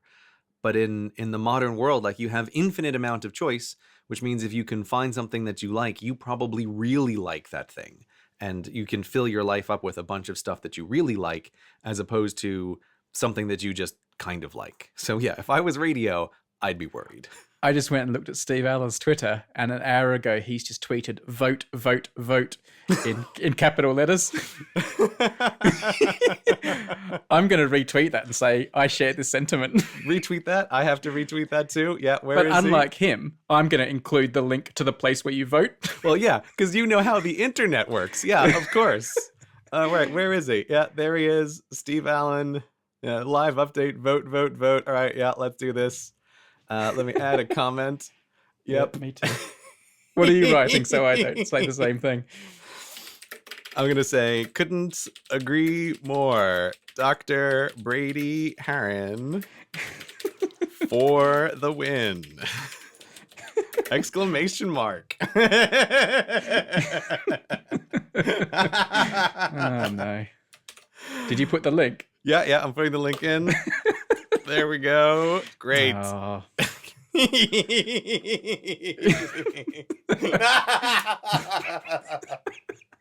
Oh my God, it's so great. All right, great. You've got to stay on the ball this Woo! weekend for me. You've got to see this through now. Oh yeah, man. I am here 110%, buddy. I All am right. here for you All until right. the bitter end. Only for Group D. Only for Group D. Oh Like, yeah, I yeah. do, No, after yeah, this, I don't yeah. care. After this round, whatever, right? But this is like Because I we feel have a to win. little bit, I feel a little bit guilty about like the technological expertise of the Tims. Don't feel guilty about it at all, because as far as I'm concerned, this is exactly what the Radio Times wanted. They wanted a gigantic click machine. They left all the doors wide open for every possible way that you could click. So as far as I'm concerned, Radio Times is getting exactly what they wanted. They'll be able to show their advertisers, we had 10 billion page views over the weekend, right? In and 10 then seconds. they'll be able to sell that right along. So as far as I'm concerned, everybody wins except Steve Allen. Hello, listeners. Do you want to make a website? Do you have an idea that is just burning in your mind that you feel that you need to get out into the world? Perhaps you are an expert at hacking the Fastpass line at Disney. You know all the tricks, you know the best way to navigate the park, and you want to write a guide to share that knowledge with other people who could benefit from it. But where would you get started if you were to do such a thing? The answer, of course, is Squarespace. Squarespace gives people a powerful and beautiful online platform to launch their ideas into the world. Now, of course, as a Disneyland Fastpass hacker, you may know nothing at all about coding websites. You don't need to worry about that. Squarespace handles it all for you. When your website inevitably becomes incredibly inundated with traffic because it's mentioned on a popular podcast, do you know how to scale your website to handle that demand? Don't worry, you don't need to, because Squarespace has got you covered. Having some kind of problem with a thing that you can't figure out? Squarespace has award-winning 24/7 customer support. They really are fantastic. They're what runs Hello Internet, and they're what runs my own website. I absolutely love them. I have never regretted switching to them off of my homemade solution years ago. They are the no-brainer #1 place you need to go if you want to make a website. So why wait? Make your next move with Squarespace. Just go to squarespace.com/hello, and you can try Squarespace free for 14 days and receive 10% off your first purchase. Share that project with the world using Squarespace. They're a fantastic company, a fantastic service, and thank you to them for supporting this show. Quick Fittertron 5000. Ooh. I've been at the gym lately, trying to get back on the horse again after falling off numerous times. Mm-hmm. And I was having a discussion with my trainer the other day, and it brought up something that I was curious to ask you. And that is, when you are doing like an exercise that involves counting like 10 reps or 12 of them or do 20 of that, do you count up or count down? It's really interesting that you asked that, Brady. Right. Because I have always counted up. Right. But I don't know, maybe a month ago, I decided that was the wrong way to do it. Ah. I should switch to counting down. This seems like the better way to do it, because it feels like more finality and more motivation to get to the end. Because then you're just keeping in your mind the number that's counting down. You're not keeping in mind two things, like counting up and the target that you're counting to. Gray, you're a smart boy. Can you not hold that much information in your head? It's not about that. It's just about simplification. It seems like this is the better way to do it. It's not, of course, Brady, I can hold two pieces of information in my head at once. But if I can hold just one piece of information in my head, I would prefer to do that. However, I have found this is almost impossible to do. I cannot mentally retrain myself to count down versus counting up. Like I constantly keep forgetting to do it, or I find my internal count subroutine just wants to count up. It is not designed to count in the opposite way. So in my attempts to make something mentally simpler, I have found that I have made it mentally impossible to do. Like I just cannot convince my brain to count down. Which way do you do it? I definitely count up. Mm-hmm. I prefer that too. I haven't thought about the reasons, but I'm about to speculate on it on the Mhm. fly. But I'm so into counting up that if my trainer counts down like towards the end, like he used to go, okay, 3, 2, like starts Oh, counting down for the last yeah. few. I like tell him to stop. I don't like it. It just confuses me. So he now knows not to speak. He just says, do 10. He knows not to speak. Silence. Right? No, no, That's no, what no. you- Like we talk a lot, but just not to count. Mhm. So like I count up, and I don't like him to count Mhm. with me. Mhm. And I think the reason I might like counting up is I like the idea that the thing I'm doing is growing, like a bank account growing or your score on a Mhm. scoreboard growing, like the numbers getting bigger and I'm achieving something. Look, now I've done 5, now I've done 6, the number's getting bigger. That's how strong and powerful I must be. Mhm. Whereas if the number was diminishing, I'd feel like I was just like, it's all going away. I think that's why the count up happens because, at least in my experience, when you first try to do any kind of exercise and you realize, oh, my arms are weak, noodly appendages that can do nothing. It's like, oh, wow, lifting a bar above my head once, this feels like a great accomplishment. And then being able to do it twice. I think that's why you start counting up. I think that's why I started counting up without even thinking about it, is you want to mark all of those achievements. Yeah. I just think further along in the exercise routine, now that I can do like 5 sets of 5 of an exercise, it feels like the counting down is the more correct way to do it. But yeah, I totally get you want to mark your achievements, especially in the beginning when you are making very poor progress. Yeah. Another thing we were talking about was how much people like to know.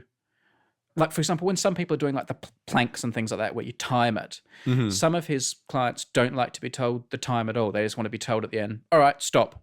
You've done a minute, or other ones like to know, okay, it's 5 seconds, 10 seconds, 15 seconds. And another thing he said was some people don't want to know how much weight's been put on the bar. Like he'll put the things on there and say, okay, we're going to do 10 reps, and he won't even tell them what the weight is. And other people are really into it. They want to know exactly what they're lifting. And, is it, okay, it's 45. Is it? Okay, righto. So what about you? I imagine you quite like the information, I would imagine. When I was working in a very limited way with my trainer, I found all of these additional things I didn't like. I didn't like any of these extra exercises. I felt like I'm here to do a very simple and very narrow thing, which is I want to make sure that I'm not hurting myself on the exercises that I'm doing. Yeah. Like my trainer was trying to sell me on a bunch of like, hey, let's do these routines because we want to complicate to profit and have you here all the time, right? Versus me feeling like I want to extract knowledge from you and then be done with you, right? Was my feeling of how this interaction should go. I'll just say that I felt very aware that on the times that my trainer was getting me to do like the routines that he wanted to do, I felt like there were always like tricks being pulled. Like, I don't think you're reporting the amount of time or weight accurately to me. I think you're reporting it in a way that makes me feel better about what I'm accomplishing. And I don't need any of these tricks. I don't want your tricks. That's my feeling about it. I think you're a little bit too distrustful there, but yeah. Oh yeah, you don't think any trainers would pull tricks to make you feel better about cutting down the seconds a little bit so you feel like you accomplished something? I think trainers would do that. Well, maybe they do that. They certainly try to boost your confidence and encourage you, but I don't think that's like a bad thing. But I mean, yeah, I guess I go to a trainer for a different reason to you. I mean, of course I could just go and do all the exercises myself, but the problem is I won't do it unless I have like an appointment and someone making me do it for an hour. If I don't have an appointment, I probably won't go. And if I do go, I'll just watch cricket on the TV and skive off after 15 minutes and get a Chinese on the way home. It makes me think of there was this gym in my parents' old place in North Carolina that had a bagel shop in the gym right at the entry. I always used to wonder, like, I bet there's a non-trivial number of people who say, I'm going to the gym. They go in, they get a nice breakfast bagel and an orange juice, chomp on it for a while, and then just go home. I bet that bagel shop did a pretty good profit of people just turning around and feeling like, well, I tried. I went to the gym. I didn't make it inside, of course, but I made it to this suspiciously placed bagel shop, which is right at the entry. Another thing I do is if I'm doing an exercise that's quite difficult and I know I'm going to be really pushing it to get to the end, like he says, okay, do 12 reps of this and it's something really heavy, I will sometimes break it into 2 lots of 6 in my head. I'll count up to 6 and then I'll do another 6. I guess it's just making things achievable. Yeah, it's like any goal, Brady. You gotta break it down into achievable parts, because 12's a number too big for any mortal. But two sets of six, that might just be accomplishable. Or another thing is that makes me realize how psychological it is how often the number he sets is my breaking point. Oh, Like he'll yes, say, yes. like, okay, you have to do 7 at this really high weight, and the 7th one is like, oh, well, I couldn't have done 8. It would have been physically impossible. That was my absolute limit. But if he'd said to do 8, it would have been the same thing. Like your body just like knows the finish line and like just falls over the finish line each time. Yeah, again, I want to be clear to any Tims who are listening who want to get on the Fitotron lifestyle. Even though I have a particularly weird relationship with my trainer that was also extremely temporary, I am, again, the first to acknowledge that if you want to do this kind of stuff, like, I highly recommend that you get a trainer, because I was super aware of that effect too, that the number he would mention would be the breaking point, but it would also very often be further than I would have been able to do if it was just me in the gym. If it was just me thinking like, oh, instead of doing 5 reps, I'm going to try to do 7. Like, I would never have been able to do 7. But when he says do 7, there is also that effect of like you're with another person and you want to try to do the thing. So it is definitely way more effective to have the person there. But yeah, I also found that effect very noticeable and very funny, that I could always just barely achieve the thing that the trainer had said. And I don't think it's because trainers are preternatural in their ability to predict exactly what your breaking point is. I think there's something psychological about pushing yourself toward a limit that another person has specified. What's your Fitotron 5000 setup at the moment? What are you doing? Oh man. So okay, so here's the thing that I find a little depressing. I've been in America for 6 weeks. Very, very long time. America, as we know, streets are paved with donuts. Mm-hmm. But more than that, one of the problems that I have with traveling is that, okay, so in my regular routine, I use free weights to do like bench presses and squats and this kind of stuff. Like, again, very, very low weights. Like, I'm not doing anything impressive, but I have found, for me, those are the exercises that I stick with the most, that also have the most obvious impact for the minimum amount of time that I can possibly put in.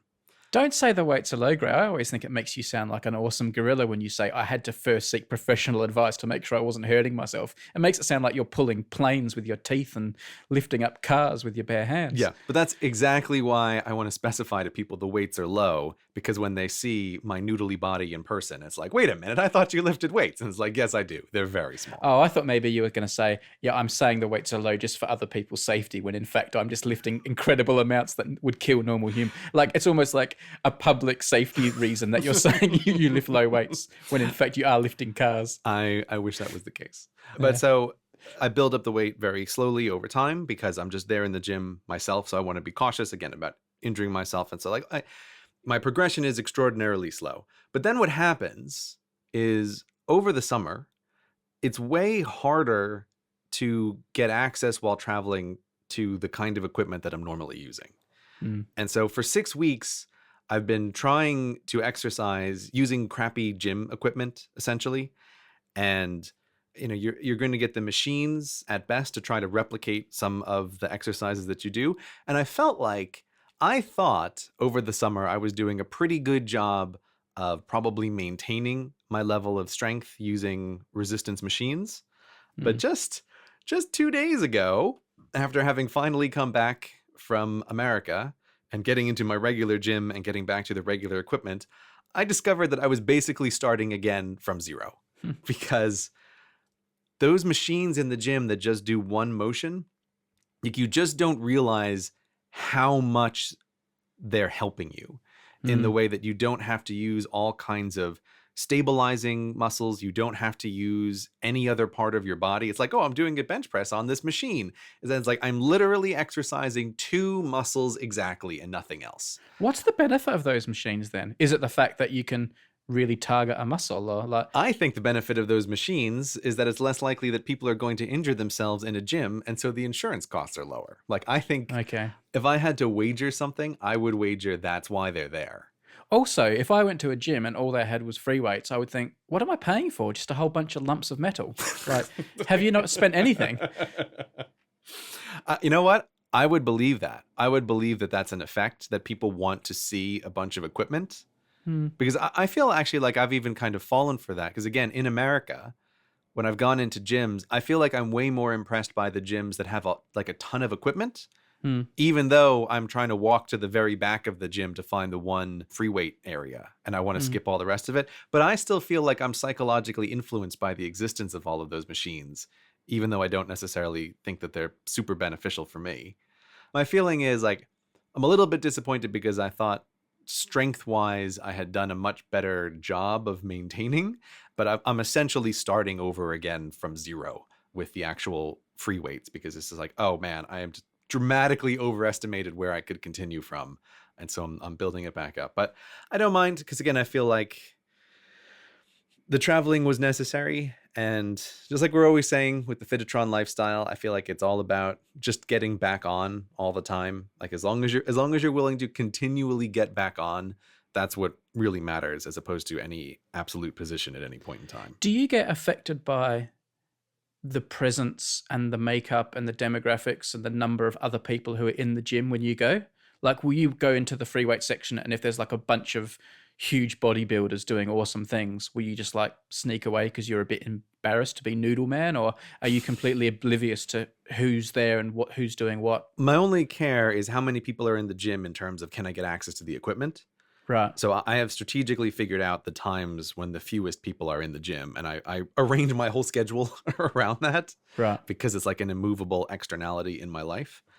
But the thing that I found really interesting, and again, I want to specify to anybody who's thinking of going to the gym, is I have found the super muscly guys nothing but the nicest guys in the world, at least in my gym. Like, it's not a lot of interaction, but on occasions that I've had interactions, it's always just like, oh yeah, they're super happy to see other people in the gym exercising, like always very nice. So I've never felt intimidated by any of those people. If anything, I always feel just super impressed, because I have a much better sense now of how much work and effort that really represents, in a way that I never had before. I think I just have a much better sense for when I see a guy who's really built up his body. It's like, that is a lot of work. 2 thumbs up to you, dude. Fair enough. Are you intimidated by them, Brady? I am affected by how many people are in the gym, and I don't like making a spectacle of myself. So you don't throw the weights down on the floor and you go, hurrah, right, as they make a big bashing sound? Yeah, and also like even with my trainer, he's now learnt, like, if I'm doing something that is likely to turn people's heads just because it involves eye-catching motion or noise, I want to do that like hidden away. Like if I'm doing something as simple as box jumps, I don't want to do that out in the middle of the gym in a public area. He knows I just don't like. Yeah, that kind of stuff I would hate. I would hate to do that. Yeah, I'm with you. And there are certain exercises I won't do. Like I won't do, like, you know, when you could hold weights at your side and you do lunges, but you like walk across the gym doing lunges. Yeah, nope. Like nope, I won't do nope. that. Yeah, I'll do lunges on the spot, but I'm not going to be that guy walking across the gym doing lunges like down the aisle in front of everyone and stuff. I'm like, no, I don't want to be looked at. Like I'm not like shy. Obviously, I'm not a shy person, but I don't know. At the gym, I don't like being a spectacle. I just want to be in my corner, do my stuff. Yeah. I'd veto spectacle exercises as well. Can I just do a little bit of Sportsball Corner? So I just thought I'd sneak that in. No, you know what I love? It's a question that immediately rolls into the start of Sportsball Corner. It's not really a question, right?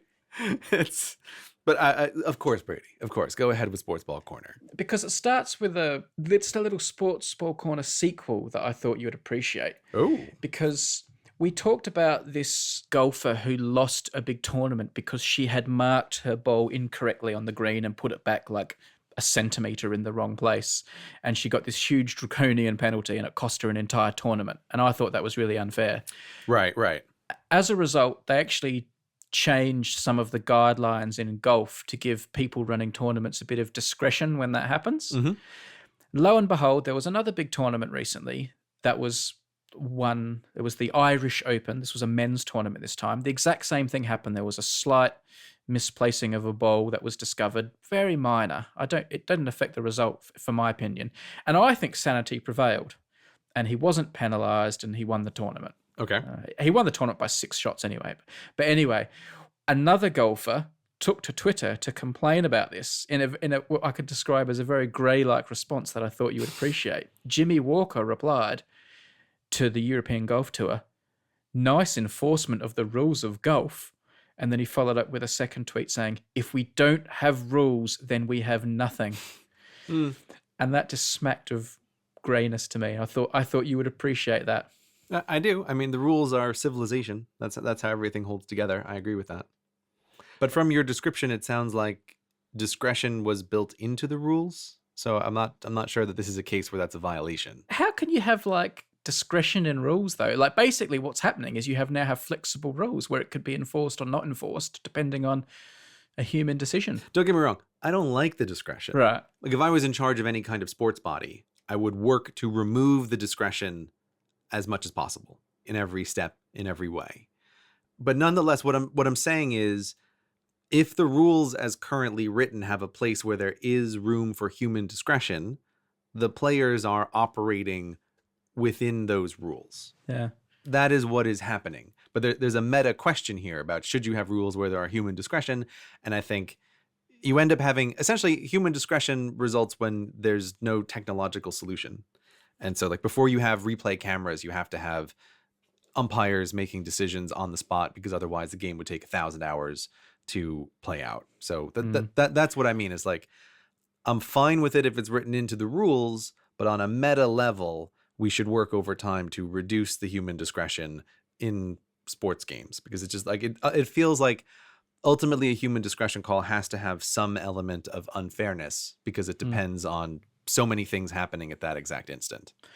I mean, the statement from the people who make the rules of golf and oversee golf is quite telling, but also could lead to problems. It says, players should not be held to the degree of precision that can sometimes be provided by video technology. And like on the face of it, that seems quite a reasonable statement. Of course, I don't agree with that at all. That doesn't seem reasonable in the slightest. No. That's a rule that's rejecting the available technology. I don't like that one tiny bit. No, but like basically the context of this is though, it's not saying, who crossed the line first in a race. Let's look at the video to know once and for all. This is about things like replacing your ball. You pick up your ball and like wipe the grass off it. Can you put it back in the exact same spot that you picked it up from? Like a video will show actually it was 0.5 millimeter to the left of where you just put it down. Players aren't robots. They can't do that. They just physically can't do that. I'll agree with that one. That seems fair. But here, the technological limitation is the human eye, right? We're conceding that the resolution of the human eye and memory for exact placement has limits. So yeah, I can go along with that. That seems okay to me. But then it does open this blurry line. Like, okay, how much can you be wrong by? Can you be wrong by 3 millimeters? Can you be wrong by 5 millimeters? Or can you just be wrong by whatever Jeff, the rules man, says on the day? Anyway. What this is making me think of is, I may have told this before, but ages and ages ago, when I was merely training to be a teacher, there was this big list of boxes that we need to tick. And I mean, quite literally several hundred. These were like things you need to do to demonstrate evidence for you're becoming a teacher. And I'll never forget this conversation that I had with my advisor that essentially boiled down to, I was like, okay, how many of these boxes do I need to tick? She says, it would be great if you could tick all of the boxes. I was like, okay, yes, I understand it would be great if I could tick all of the boxes. But what's the minimum number of boxes I could tick? And you would still certify me as a teacher, right? And like she just would not give me an answer about that. But it's like, of course, you want to know like what is the biggest boundary that I can push?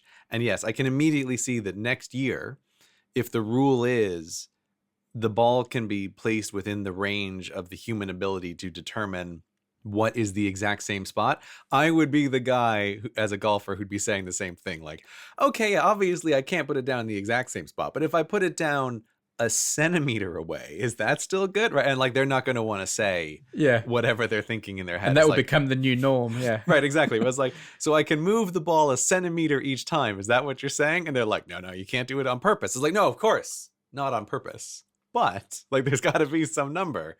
So it feels like the same situation again. Well, great. I enjoy your perspective on sporting controversies and incidents. I'm glad you do. There was one that came up earlier this year that I also am just dying to hear your opinion on. And it happened so long ago that I thought I'd kind of missed my opportunity to ask you about it. But it came up again in the news recently because of like ongoing action, and it gives me a second bite of the cherry. So I want to tell you about this other story that happened, just to get your perspective, because it always illuminates me. So what happened was, at the start of this year, there was a football match in the UK, a soccer match. And I won't go into the reasons why, but there's one or two knockout tournaments in the UK where really, really lowly teams that are bordering on amateur, if not completely amateur, get to play against the big professional teams in the early rounds. And it's always a big treat for them. They hardly ever win. If they win, it becomes massive. But it's always a big occasion. Oh, look, this lowly group of footballers who are plumbers and carpenters and that are playing against all the millionaire superstars this week. Can they beat them? They normally get crushed. Yeah, Sometimes they win. Sometimes they win. Really? Anyway. It's always very romantic, and the media gets very carried away with it when these random draws happen that allow this to happen. Happened this year at the start of the year. This lowly team called Sutton United got to play against the millionaire superstars from Arsenal. So there were all these profile pieces and media stories before the game about all the players for Sutton, how they're all amateurs and how they're all these, just normal chaps and they're getting to have their big day in the sun. Mm-hmm. And the thing the media really fell in love with was the fact that Sutton United's goalkeeping coach, and also like their reserve goalkeeper in a way, like if their goalkeeper got injured, he was the guy that would come on in an emergency, was this guy called Wayne Shaw. Mm-hmm. And basically, he seems like a nice guy, but he's overweight. He doesn't look like a sportsman. Mm-hmm. He's a big fat guy, and he's like a character of the club. And I think he was also responsible for cleaning the toilets or locking the gates and stuff. Mm-hmm. He was like a salt of the earth, important guy for the club that they all loved, but he also happened to be their reserve goalkeeper in an emergency. Would he get to come on and play if there was an injury? You get the picture. Mm-hmm. But another thing that happens in the UK around sport is the betting markets, the companies that take bets, love creating publicity for themselves. Of course. And one of them started a betting market on whether or not, because this guy Wayne Shaw would be sitting on the bench for the whole game unless he had to play, which was unlikely. While he was sitting on the bench, would this guy eat a meat pie?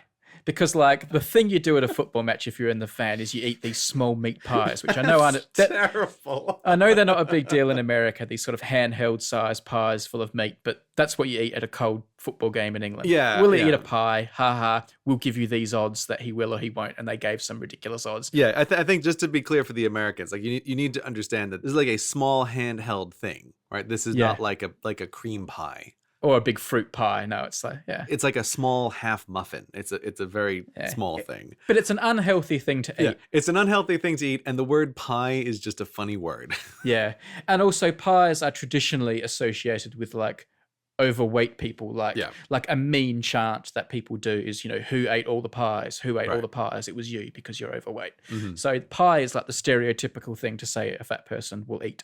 Mm-hmm. So anyway, towards the end of this game, Arsenal won the game, as expected. The goalkeeping guy didn't have to come on because there was no injury, so he sat on the bench the whole game.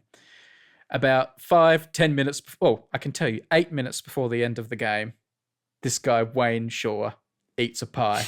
Someone passes him a pie. He's obviously going along with the joke, and there's all these pictures and footage of him eating a pie. Mm-hmm. And for the first few hours, it was really funny, and it became the big funny story of the game, because otherwise it was just a pretty boring game in which a big famous team beat a lowly little team. But there's also a lot of controversy around betting on sport, particularly in the UK, and things being rigged. If someone said, we're going to win 3-0 and you rigged the game to win 3-0, that people could go to prison for that. Mm-hmm. But should there be a scandal about a guy eating a pie? He knew that this thing existed, these bets existed.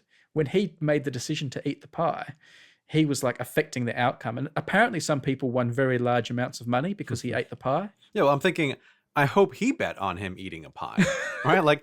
I want this guy to be a millionaire. It would definitely be illegal for him or people he was conspiring with to rig a betting market like that. Anyway. Couldn't those bets happen offshore? I feel like there's a way to get this guy his pie money. Well, you're quite right. I think some people believe maybe he did conspire with people to make money. I don't know. But in the end, he got in so much trouble from the football authorities. He had to resign. This guy that everyone at the club loves, who paints the lines and locks the gates and loves the club with his heart and soul. He had to resign. He's like being charged under football rules, and he's in a whole bunch of trouble. It's called Piegate. It's this huge scandal that is like rolling on. And I don't know what to think about it, because if he didn't eat the pie, he would have been affecting the market as well. Once he knew this was happening, he had sole control over whether he ate the pie or not. It's not like he was out on the field and didn't have total control over whether a goal was scored or not. He had total control over whether he did or didn't eat the pie. Yeah. I don't know what to think. I want you to sort this out for me. Well, it just sounds like a big pile of bullshit is what it sounds like. Because, first of all, this whole situation is hilarious. So there's an element of, why don't we all just calm the hell down, everybody? And second of all, you're right. Like as soon as the betting market is created where inaction triggers a betting result, it's like, well, it doesn't matter what he does. He eats a pie. He doesn't eat a pie. He goes to the game. He doesn't show up to the game. Like all of this now affects bets one way or the other. Yeah. So what's a guy supposed to do? And I feel like this hero knew what he was supposed to do. He did the funniest thing, which is to eat a pie. So yeah. You put a man in a no-win situation. He does something funny. Hopefully, he's a secret millionaire offshore in the Bahamas for his actions. But he's caught up in some Piegate scandal. Like, this seems crazy to me. This feels like people are too upset about a thing, and the guy's in a no-win situation. And having him resign from his position, it's like, makes me angry, Brady. That's how I feel about that. Yeah. The odds were 8-1. You could put an 8-1 bet on him eating a pie. Mm-hmm. Just for clarification, I'm pretty sure, I don't know this for sure, but I'm pretty sure you couldn't place a bet on him not eating a pie. Like, that wasn't a bet you could place. I don't think. But presumably the betting company that was setting the odds would make money if he didn't eat the pie, because all the people who placed bets would lose their wager. Yeah, exactly. So he could have been equally in trouble from people saying, oh, you were in cahoots with the betting company. You deliberately didn't eat the pie so that they could keep all those wagers. And he'd get in trouble for that as well. Inaction causes an effect either way, right? So, yeah, it's... This feels ridiculous to me. And look, maybe the man just wanted to eat a pie, right? Well, maybe he was hungry. He insisted afterwards that none of his friends had profited from the stunt, and he only consumed the snack for, quote, a bit of banter, as they like to say in the UK. Shaw said, this was a quote from him immediately after the game, a few of the lads said to me early on, what's going on with 8-1 about eating a pie? And I said, I don't know. I've eaten nothing all day, so I might give it a go later on. I thought it would give them a bit of banter. But the FA and Gambling Commission failed to see the funny side and launched investigations. Integrity in sport is not a joke, said Richard Watson, Enforcement and Intelligence Director at the Gambling Commission. Oh, he sounds like a fun guy. Great. A sort of related thing is I don't understand a lot of laws around like gambling and investing. Like they just sometimes they feel like laws that are kind of nannying laws, like, oh, they're for your own good. Like, oh, you're not allowed to place bets or gamble regularly, but you can do it with these various companies that we sanction. Like there's a whole bunch of complications around this stuff that I just don't like anyway. Yeah. Why shouldn't people be able to bet on whatever they want to bet on? Why is that wrong? Like if people want to set up a betting market for Hello Internet, like why would that be wrong about, whether or not Sportsball Corner shows up in an episode? What is wrong with people doing like a private wager on something like that? I don't get it. Well, obviously the problem is it can be manipulated and cheated. And if you and I found out about it and placed bets and then just cut Sportsball Corner so we could profit, that would be profitable. It feels kind of wrong. But like I don't think this bet should have existed. Like you said, it was like a no-win situation, and there weren't two parties to the. Yeah, you know what? That's actually a really good point, because it's like the sanction, because there's like these sanctioned companies in the UK that allow the sports betting that I don't fully understand exactly how they work, but in the UK you're allowed to bet on foreign elections. Like you can bet on the US presidential election results, for example. I was just kind of vaguely wondering last time about the legality of, for an American citizen, you're not allowed to bet on the presidential election, which seems like it's spoiling the fun. But I was just wondering, like, can an American citizen bet on an election while abroad? Like, is that legally okay? Is that not legally okay? I don't know, whatever. But nonetheless, these companies exist that are allowed to create the bets that people can bet on. And so it feels like, well, wait a minute. Yeah, I think you're right, Brady. I feel like this company is actually at fault because they're the ones that created this ridiculous bet. Like you got sanctioned to be the official holders of what can be bets or what cannot be bets, and you messed it up by making this stupid pie bet. It's your fault. I think the company that made the pie bet, they should resign from their ability to have the license for sports gambling. That's what I think. Shut them down. I do see the problem with my like two-party comment earlier, because obviously you could bet on whether Usain Bolt will run the 100 meters in under 10 seconds, and like he could affect that presumably without another party. But like there are sanctions for that too. But yeah, it's difficult. Do you gamble, Gray? Do you ever bet on things? When I gamble big. So I'll buy lottery tickets, but I find most gambling is too small stakes to be of interest to me. When you said that, I thought, what do you buy, like £1,000 worth of lottery tickets or something? Like, that's not gambling. I just mean like the payoff has to be really big in order for me to be interested in gambling, because otherwise it feels like, oh, I'm just putting money into a machine that is guaranteed to skim some money off the top and give it back to me. Obviously, lottery tickets do the same thing, but I feel like, I'm happy to pay the skimming fee in order to get a potentially big reward. So that's me. Go big or go home with gambling. That's my rule. Have you bought lottery tickets lately? Because I know that they're your happiness barometer. It has been a long time since I bought a lottery ticket. So that's good. I haven't bought a lottery ticket in probably a couple of years, actually. Oh, that means you're happy. Basically, since Hello Internet started. Yes, that's right. Since Hello Internet started, and I get to talk to you every 2 weeks. My life has been filled with rainbows and happiness all the time. I wonder if there's a betting market going on at the moment for Brady Herron versus Steve Allen. I know where I'd place my bet.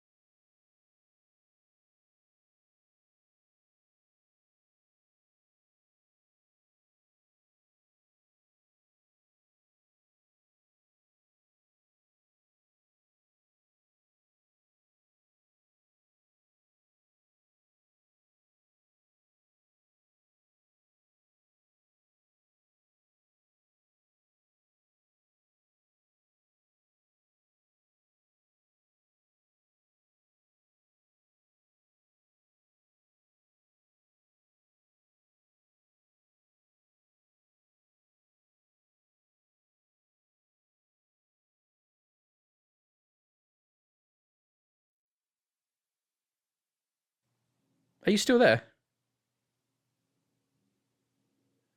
You're not. I thought you were being very unresponsive. I'm calling you back and then I'll find out when you dropped out. I'm just talking to myself now.